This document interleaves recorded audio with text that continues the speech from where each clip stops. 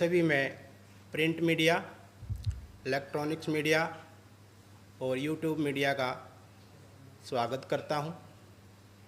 हम extension lecturer association की तरफ से आज यहां पे मौजूद हैं। मैं थोड़ा ब्रीफ करना चाहूँगा प्रेस कॉन्फ्रेंस शुरू करने से पहले। अपनी जो हिस्ट्री है उस पर थोड़ा फोकस करना चाहूँगा ताकि आप लोग इसको अच्छे से समझ सकें, और फिर क्वेश्चनिंग वगैरह वो भी बाद में ले लेंगे। हम लोग जो है 2010 से लेकर 2017 तक as a extension lecturer Haryana state के गवर्नमेंट कॉलेजेस में काम कर रहे हैं।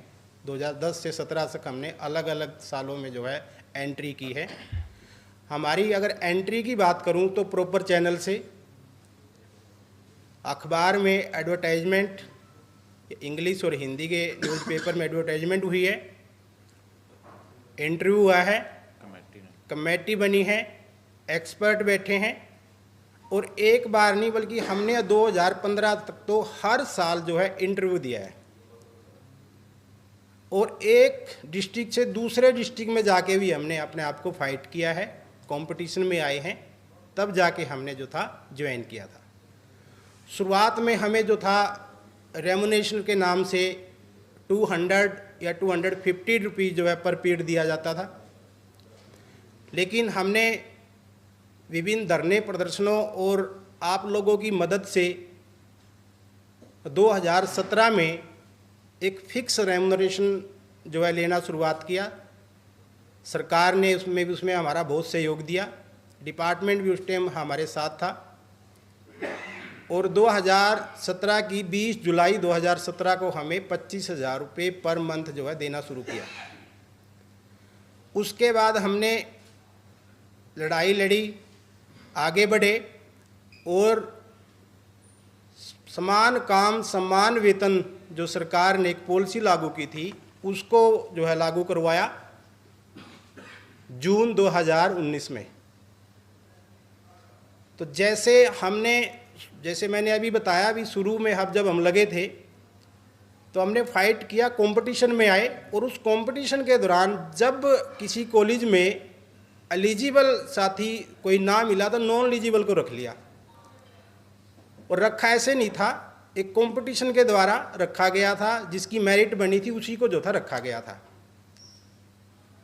तो नॉन एलिजिबल जब थे तो हमारे साथियों ने जो नॉन एलिजिबल थे उस टाइम, कोई नेट कर गया तो कोई पीएचडी में एडमिशन ले लिया, कोई स्टेट यूनिवर्सिटी में आ गया, कोई प्राइवेट यूनिवर्सिटी में आ गया, अलग अलग जगह पे जो था हमने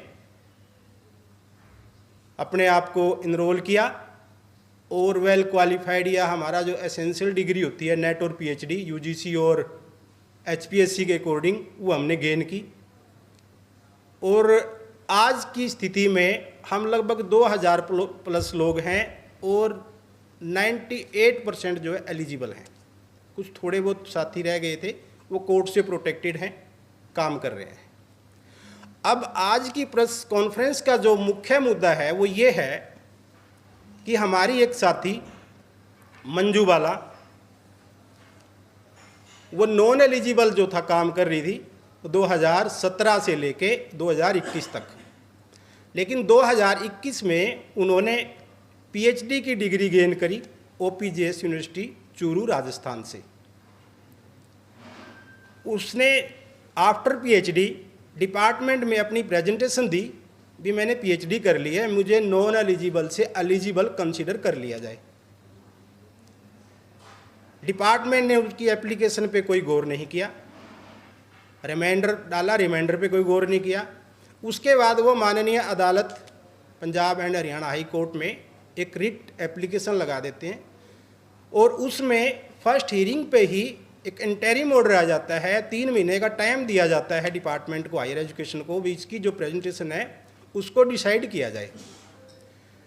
डिपार्टमेंट ने उसकी एप्लीकेशन को डिसाइड इस ढंग से कर दिया कि ये नॉन एलिजिबल है और ओपीजेएस यूनिवर्सिटी से है, और ये जो यूनिवर्सिटी है इसको हम वैलिड नहीं मानते, और इसलिए इसको जो है एक्सटेंशन लेक्चरर से रिलीव कर दिया जाता है, रिमूव कर दिया जाता है। उसको एलिजिबल तो करना दूर, उसको रिलीव ही कर दिया।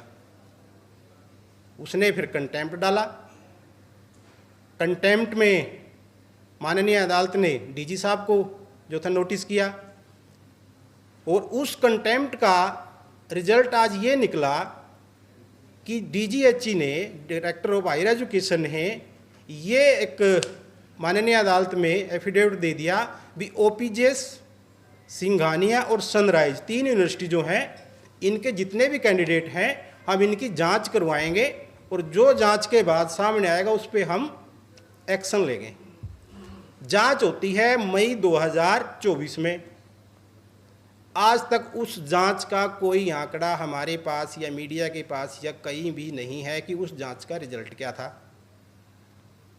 दुर्भाग्यवश अभी जनवरी 2025 में यूजीसी एक लेटर निकालता है, उसमें ये लिखा है भी ये 3 यूनिवर्सिटी जो इनकी मैं बात कर रहा हूँ, ओपीजेस, सिंघानिया और सनराइज, जो कि तीनों ही राजस्थान में स्थित हैं, उनके बारे में लिखा है भी इनकी जो यूनिवर्सिटी है अगले 5 साल के लिए 2025 से 2030 के लिए इनको डीबार किया जाता है पीएचडी में रजिस्ट्रेशन कराने के लिए। पीछे वाली घटना पे किसी पे भी ये नहीं कहा है यूजीसी ने भी ये फेक हैं, फ्रॉड हैं, नकली हैं, फर्जी हैं, जो हालांकि ये सारे शब्द बहुत असभ्य ऐसे लगते हैं, लेकिन मुझे मजबूरन बोलना पड़ रहा है क्योंकि न्यूज़पेपर में आता है हमेशा।